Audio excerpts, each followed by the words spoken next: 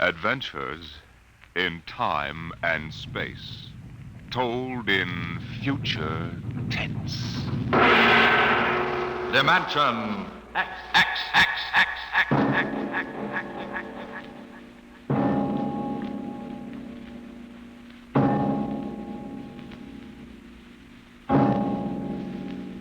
The mind of man is still an unprobed field. Within it lie many mysteries still unsolved. But there are men today, psychologists now experimenting with telepathy, hypnosis, thought transference, who believe that in the future we may discover the existence of a force of the mind more powerful than any force the world has ever known. We go ahead now in time some 10 years, and in space to the campus of a small eastern college. The hour is late, and in one of the dark college buildings, two men stand in front of a door that bears the name Professor Arthur Barnhouse, Psychology.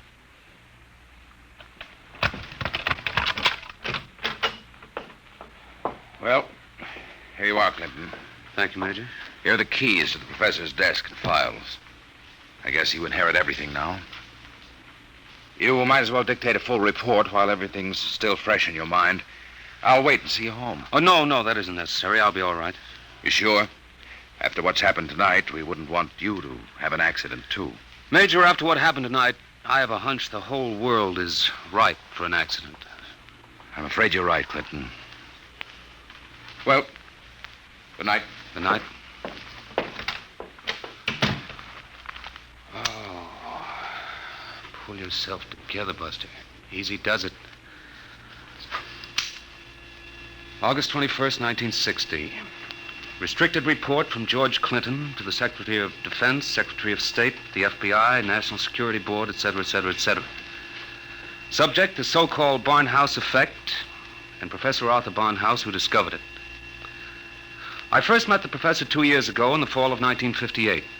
He was a professor of psychology here at Wilton College, and I was here on an instructor's fellowship in the psych department. They assigned me to be Barnhouse's assistant, and he needed one. He hardly ever remembered to go to a class, and he didn't seem to do anything else either. For 3 months, I watched him sitting at the desk here in his study. He'd either stare at nothing for hours or fall asleep, nodding over his mess of papers. I couldn't understand it, and it was none of my business. But one day, I thought I'd better give him a shake. What? What? I said it's 2:15, Professor. Don't you want to go to your 2 o'clock class? Don't you want to mind your own business? I beg your pardon. Sorry, Clinton. Forgive me. I don't know what gets into me. Forget the class. The kids would rather be outdoors anyway. Okay, Professor. In that case, I'm sorry I woke you up. It's all right. I just can't seem to get my sleeping done at night. Clinton, what do you know about the international situation? Well, I'm no political scientist, if that's what you mean. I read the papers when I have time. Well, that's the way I've always been. Lately, I've had to look into it. I stay up nights looking into it. Professor, I don't want you to take this personally or anything, but... Well, sir, I wonder if you'd mind if I asked to be transferred. You mean you'd rather work with somebody else in the department? Oh, no, sir, it's not that. I think maybe there's a chance for a psychologist to work on that government project. Government project? Oh, yes, that Army thing. Yes, sir.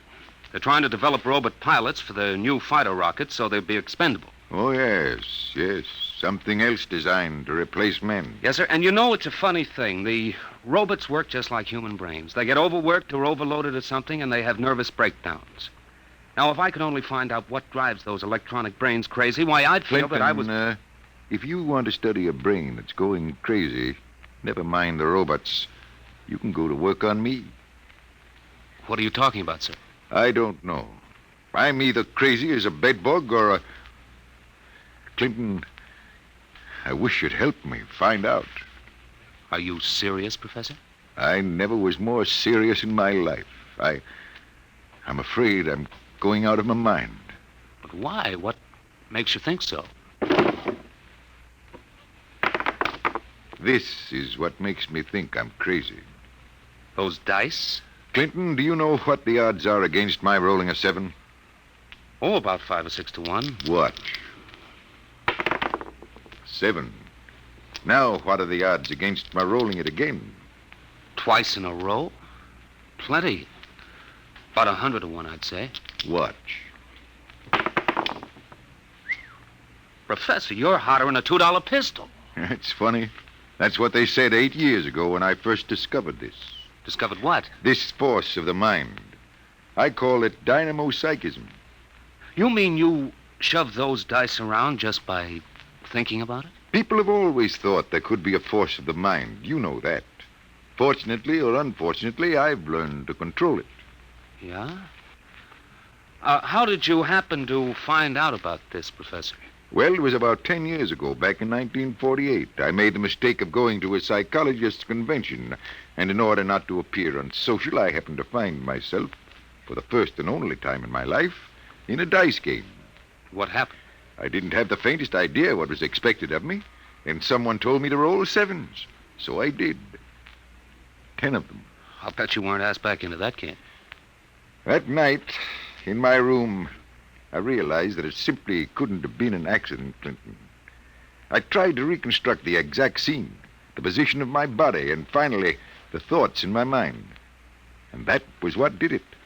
I remembered what had been my train of thought, and I proceeded to roll 7s, not 10 consecutive times, but 50.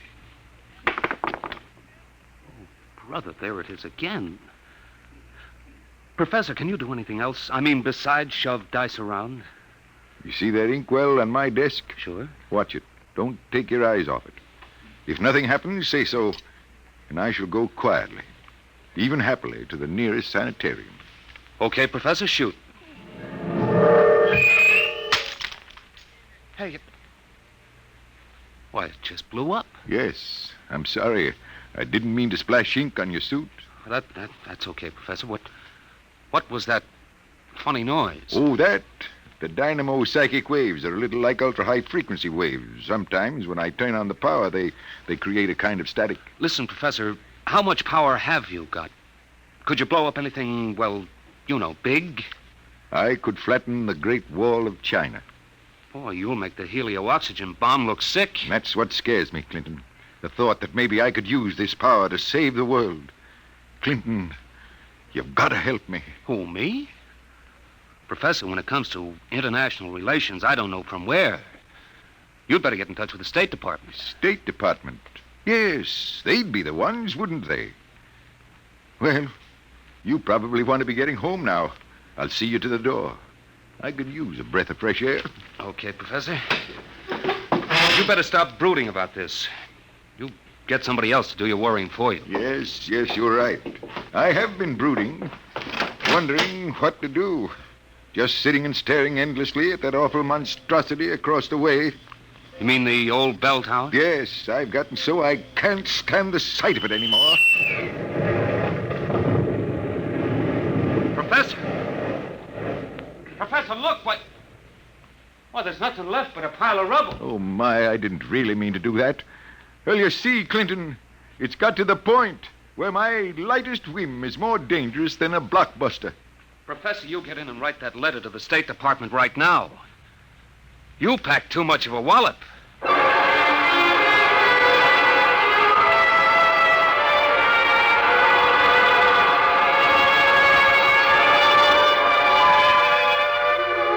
Professor Barnhouse mailed his letter, and things happened fast. The long arm of the Army reached out, and within 5 days, the two of us were deposited in an old mansion in Virginia, surrounded with a barbed wire fence and 20 guards, and labeled top secret. As soon as they'd seen a couple of small demonstrations, they set up a big test of dynamo psychism, and the professor was a very important guy. You could see him getting more unhappy every day. General Barker, I've got to talk to you. Just a minute, Professor. We're cleaning up the last details in Operation Brainwave. We'll roll at 1400 hours tomorrow. At 1400 what? 2 o'clock tomorrow afternoon. The robot-controlled fighter rockets will take off at exactly 1400 minus 10 and appear over the target at 1400. Watching from here over the video screen, you will then try to knock all 20 of them out of the sky. Think you can do it? Of course I can do it. Fine. and we've taken care of everything. Everything except that you neglected to ask me if I wanted to do it. I don't. This whole thing strikes me as childish and insanely expensive. We'll decide about that. But what's the good of it? I wouldn't mind acting as a defense weapon if it were necessary. But I can make all wars and armaments unnecessary. I could give every nation what it needs. I could move mountains, build roads, dig irrigation canals. I have a technique which costs nothing and can do immense good. You're spending millions to prove that it can do immense damage. It doesn't make sense. You know something, General? He's right. Of course I'm right. I want you to send me and Clinton back to Wilton College. Right away. That's quite impossible, Professor. This operation has gone too far to be called off now. Yes, but... Even if we wanted to call it off. If your dynamo psychism really works, you're apt to be the key to our entire defense setup. But listen... You'll have to excuse me now. Major Cuthrell and I have to double-check the confidential list of the observers on this end. Have you got it, Major? Yes, General. It's right here. Alberts, Barker, Bernstein, Carter, Clinton, Cuthrell, Holbrook, Lawrence, Stein, Williams. Check. I guess that includes everybody of importance. What about me? What? Oh, that's taken for granted, Professor. Thanks. 1400 hours. Will you be ready? I'll be ready. And now, if someone will wind the restricted clock and put the confidential cat out, I'm going to bed.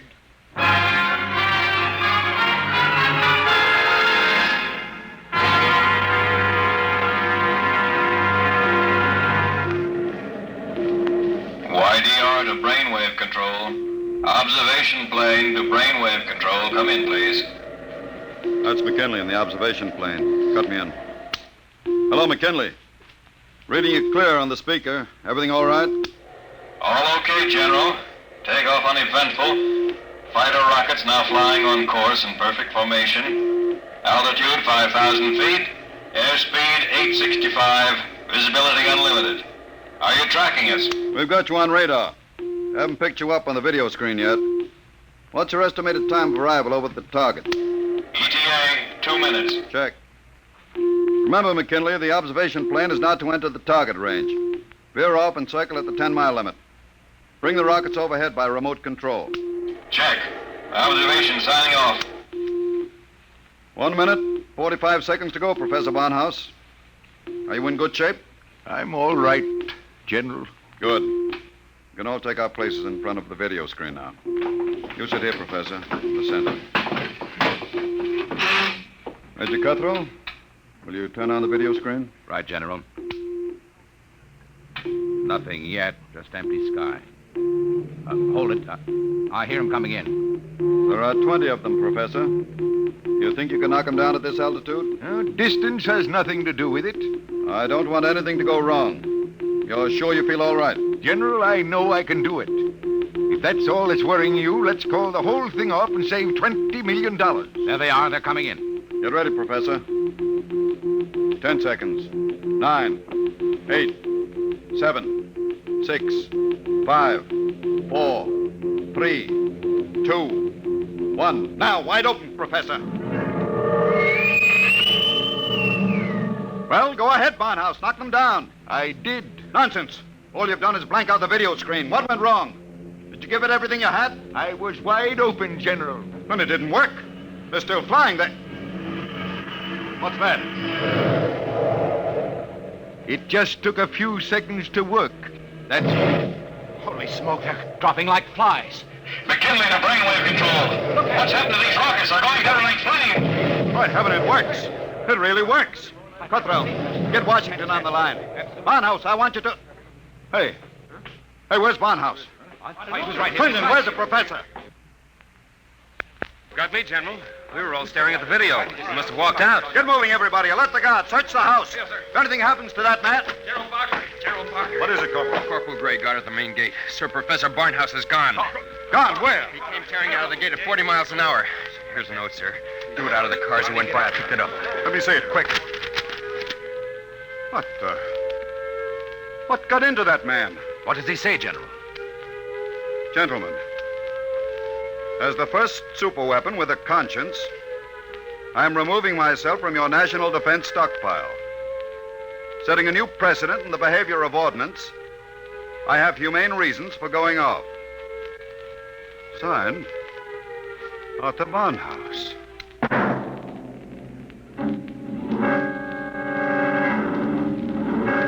Barnhouse was gone, and within 12 hours, the world was on a spree.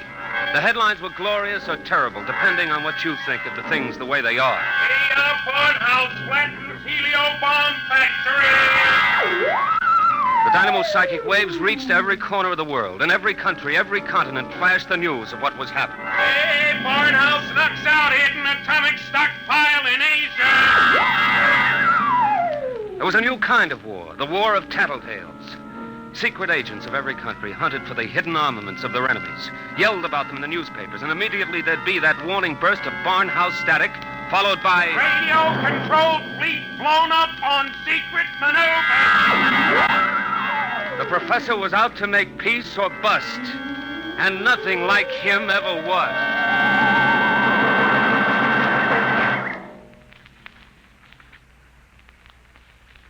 Look, Major Cuthrell, I told the FBI and the Army everything I know weeks ago.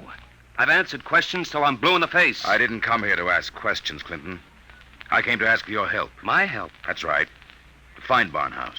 What if I don't want to? If you're his friend, I think you'd better. Why pick on me? You've got the FBI, the police, and Army intelligence. Why can't you find him yourselves? We're trying. But you know the man well. You could spot him where we wouldn't. And you're the only one who can. Maybe. But why should I? Wherever he is, I think he's doing fine. He's making war impossible, and I like it. So do I. Yes? He's putting you out of a job. That's all right with me. I'll retire to a truck farm with pleasure. Well, then? Look, Clinton, we aren't the only ones in this race. Every country in the world has its best agents out hunting for Barnhouse. Nobody can beat that kind of a manhunt. He seems to be doing all right so far. Sure, but how long do you think he can keep it up? A week? A month? Sooner or later, he'll be spotted. And if the wrong people find him, Clinton, we're done for. You know what kind of weapon this is. Whoever controls the Barnhouse Effect can control the world. Well, all right. Suppose they do find him. He'd never give the secret away. Never give it away? Are you out of your mind? You think these fellas are playing for marbles? Well, no, but... Read the papers, Clinton. Don't you know what's going on in the rest of the world? Yes, They'll get the secret out of Barnhouse, all right. What happens to him in the process won't be very pretty. Well, he must realize that then. He'll never let himself be taken alive. He may not have the choice. And if he doesn't, God help us all. All right. All right, I'm in. Good. Now, do you know anything that you haven't told us? Anything that might give us a lead? Only this. It was addressed to me. I found it here on his desk the morning after he escaped. You mean he came back here? Yes. I guess he needed to pick up some personal effects. Anyway, the files were open, and he left this note on a scrap of paper. Anything to do with the Barnhouse Effect? Read it yourself. It's Greek to me. Just these few lines scrawled on a piece of paper, and the last one breaks off right in the middle of a sentence. This stuff doesn't make any sense at all. You know, from the looks of this, I'm beginning to wonder if the professor isn't going off his rocker. I thought of that, too. All the more reason why we've got to get to him quick. He may be helpless, and the whole world's on his track. Come on, Clinton. We haven't much time.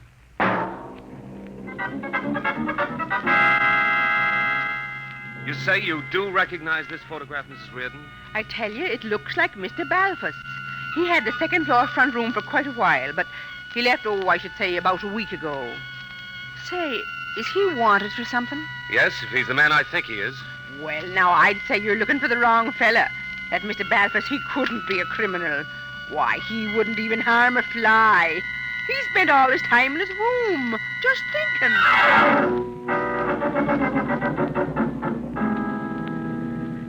Oh, brother, it's hot. What a way to spend an August afternoon, huh, Major?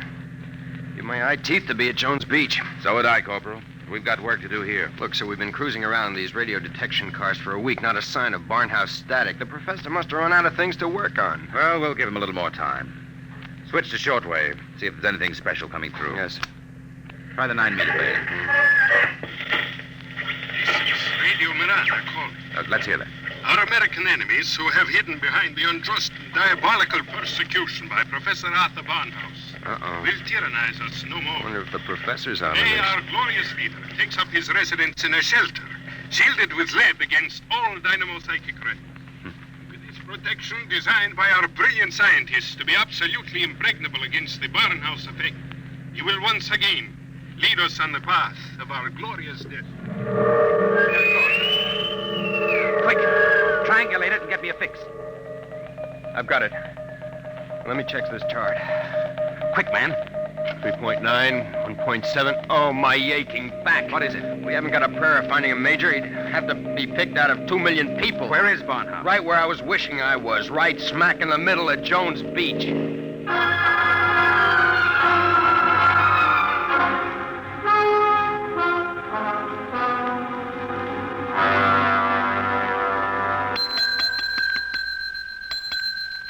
Sorry, gents, we're full. No more rooms tonight. We don't want a room. Do you recognize this picture? Who wants to know? Uncle wants to know. Oh, excuse me. I'm sorry. Let me see it. Yeah, it looks a lot like room 417. About 5 feet 8, thin, sandy hair, glasses, little scar right across the bridge of his nose. Yeah, that's 417, all right. You mean he's here now? No, not anymore. He checked out 2 days ago, but he couldn't have gone far. What makes you say that? Oh, he looked sick as a dog. Couldn't hardly carry his own bag out. Uh-oh. Like I said to the other fellas, I said he looked like he was on his way to the morgue. What other fellas? Oh, the ones this morning. You're the second pair that's been asking for him.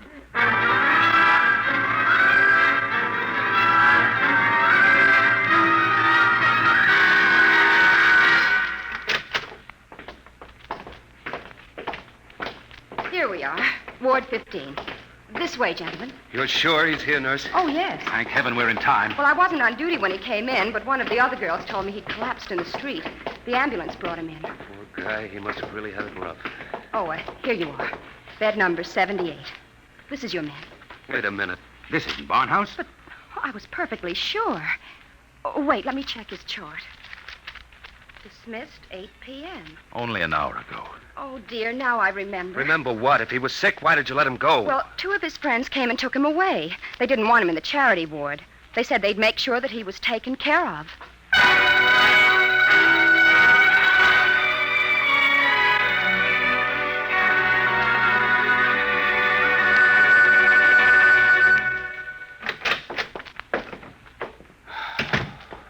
Every time I walk into this study, I keep hoping somehow I'll wake up out of a bad dream and find the professor just sitting here. Major, is there anything we haven't covered? Nothing. The police, the FBI, the air patrols, the docks, the railroad stations, everything. Not even a flea could get through this dragnet. I hope. Then I guess we sit. We sit. Maybe something will come in.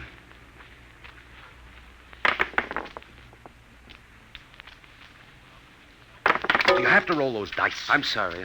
I wasn't thinking. An hour. That's what's driving me crazy. 1 hour sooner, and he'd have been in our hands, not theirs. I know. Well, maybe he's still all right. How can he be all right? He's in the hands of a foreign power. We don't know that for sure. The professor was a likable little guy. He couldn't have lasted this long if he hadn't found some friends. Maybe they came and took him away. Well, grab that. Hello? Yes? Clinton, is that you? Professor Barnhouse. Clinton, they've got me. Who's got you? Where are you, Professor? I don't know. They said something about taking me to an airport. An airport? Which one? Listen, Clinton, I've got to tell you. The inkwell. What are you talking about? Remember the inkwell? Professor. Professor Barnhouse. Operator. Your call, please. Operator, that caller just came in here. Can you trace it? I'm sorry, sir, but I'm afraid it's too late. Your party has been disconnected.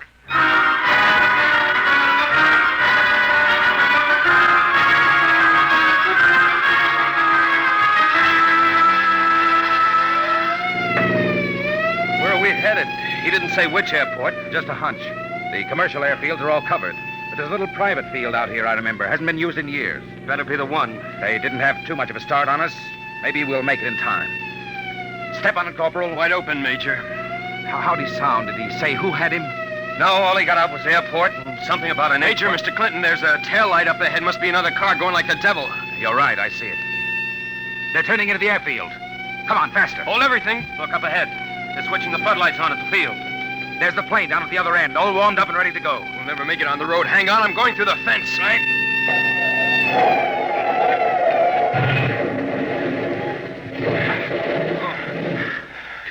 What's the matter? Get going. Sorry, sir. Must have cracked the axle. They're taking off. Get out the submachine gun. You can't. Barnhouse is in that plane. You'll kill him. We've got to take that chance. That plane's headed straight for us. Hit the dirt. Get that gun working, Corporal. Aim for the propeller.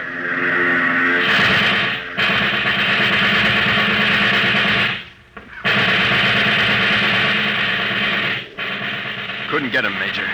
Well, there goes the old ball game. I'll get through to Air Patrol, sir. Maybe they can intercept the plane. Not a chance. By the time the fighters got off the ground, the plane would be out of range. No, we've lost, Barnhouse. Nothing can save us now. Hey, what?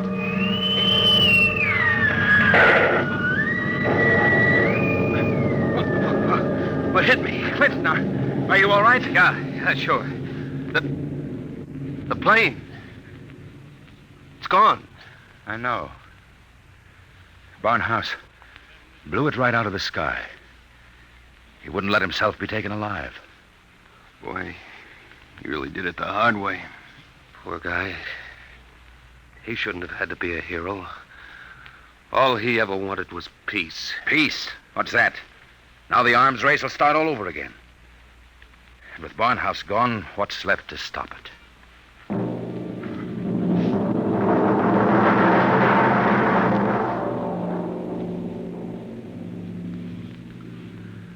So they brought me back here to the professor's old study to dictate this report. I'm sitting here at his desk, and it's just the way he left it. Papers all over, even his old pair of dice. Arthur Barnhouse is dead. That's going to be good news for some people when they find out. The saber rattlers of the world will be busy as of tomorrow morning, getting ready to whoop up another war. I'm afraid they're in for a little surprise. It's 3 a.m. now. And before morning comes, I intend to vanish, disappear completely. That's the last that anybody will ever see or hear of me directly. That's why I want to tell you now. I've been looking at the new inkwell here on the desk. The professor's last words were something about an inkwell. And in it, I found a little scrap of paper. Just a few words, but they complete the note I showed the major. The note that didn't make any sense. The whole thing makes sense now. Professor Barnhouse may be dead. But you haven't heard the last of the Barnhouse Effect. Not yet. I've been experimenting while I've been talking to you. And now the time has come for me to say goodbye. You see, I've just rolled my 50th consecutive 7.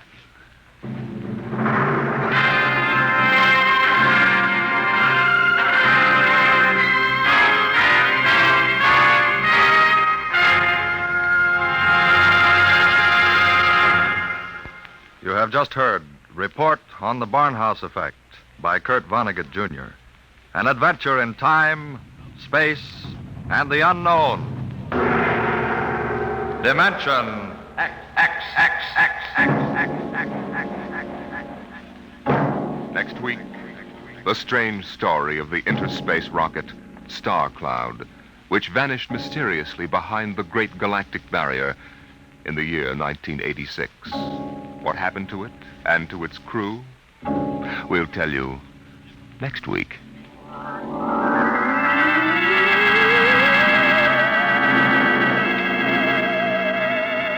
Tonight's story, Report on the Barnhouse Effect, was adapted for radio by Clarice A. Ross. Featured in the cast were Bill Quinn as Clinton, Ed Jerome as Professor Barnhouse, and Carl Weber as Major Cutthroat. Your host was Norman Rose. Music, Albert Berman. Engineer, Bill Chambers. Dimension X is produced by Van Woodward and directed by Edward King.